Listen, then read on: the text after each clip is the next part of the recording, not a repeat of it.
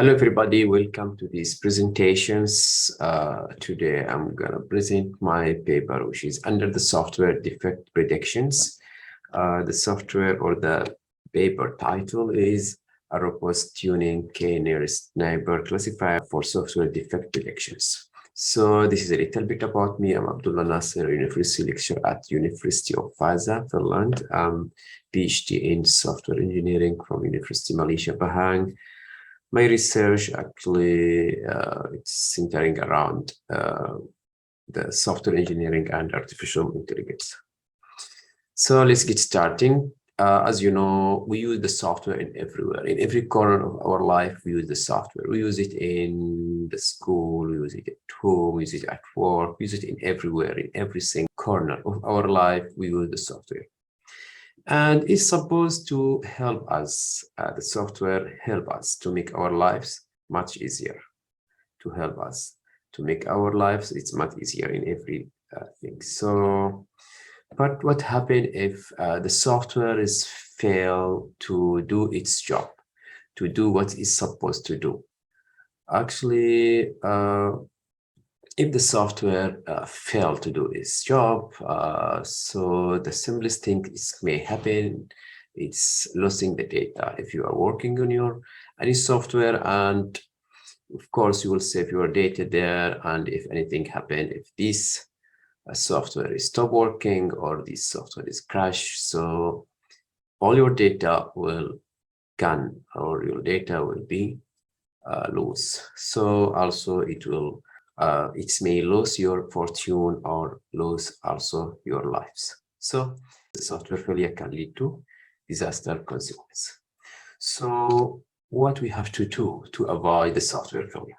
What we have to do to avoid the software failure, actually the simplest or the short answer is to test the software properly, to test the software properly. So the software testing actually is the process of evaluating and verifying that the software, products, or application does what it's supposed to do, and then how we can test the software. Actually, in any software, actually there is different component, there is different module, there is different what you can say, there is different also possibilities of these components. So we have to test all these combinations. We have to test all these possibilities.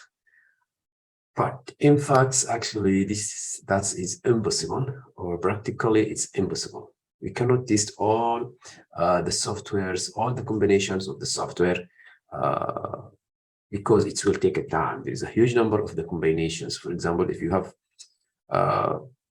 for example, a simple program with 3 inputs, you have to key in 3 input 3. So the combination of these may be around 16 possibilities. However, how about if you have some application with 100 of the inputs, 100 of the environments? So that's one. It's also make the testing process is more complicated.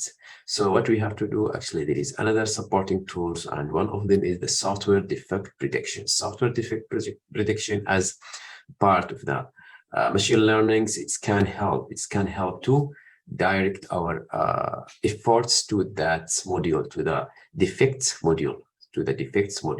So there is, of course, so your system or your applications have different modules. In some modules actually is important, in some modules is complicated, or some modules is simple modules. So the machine learning can help us to direct our efforts to determine which module it's need to be tested, and it's defect prone.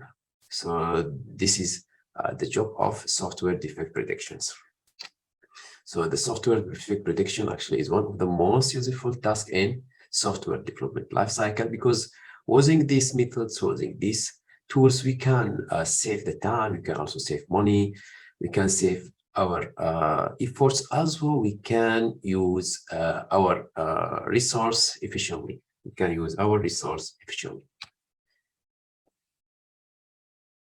So how it's work, how the software defects prediction works? Actually, in each modules, actually you have some data that describe the modules, right? So for example, if you have few modules, for example, at least you know that's the number of lines, you know the complexity of each modules based on some numbers, you know how times it's take to develop those modules. Another information, for example, it's the number of branch in each modules, the if statement, and also this is the information of the modules. And then based on these modules, this model, this model, which is the software defect prediction, can classify the modules either is defected or undefected, or this module is clean or not clean, means this module is defect prone or not. So based on that information, we can classify to our modules into defect or undefect. So this is how it's worked, the software defect prediction. So here is about our models. So as I mentioned, our work is on the key nearest neighbors for software defect predictions. We use this classifier in software defect predictions, and this is actually part of the feature selection project. We have another project which is feature selection project, or if select the effective using optimization methods. And the aim of this work actually is to improve the performance of the KNN, So here, the methodology or the method that we use here in this works, actually, first we tune the K. As you know, K is then the important parameters in the KNN. So we tune it using manual tuning, also using the grid search. I believe not all the problems can achieve the best performance using the same K. So different K, maybe it may achieve different results. So we tune our methods, we tune our model using manually tuning, also the grid search tuning. And then also we use a robust scaler.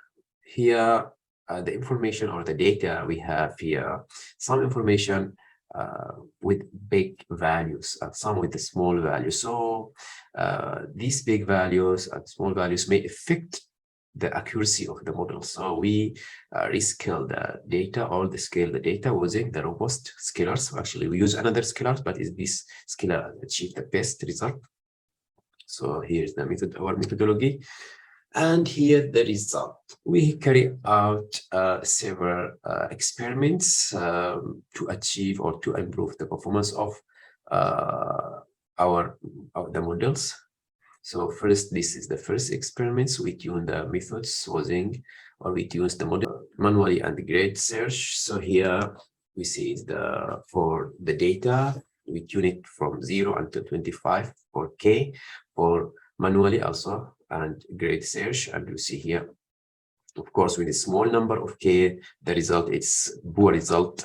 Even in the training, it's very high. The accuracy of the training is very high, but for the test, it's very small.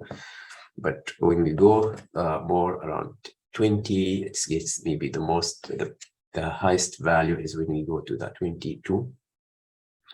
Here we compare the manual and the grid search tuning, but for test, not for training, or not include the training here. Also here, the data after applying the robust scalars, we see here there is some improvement using the robust scalar. After that, we use now the optimum value of K and also the scalar data.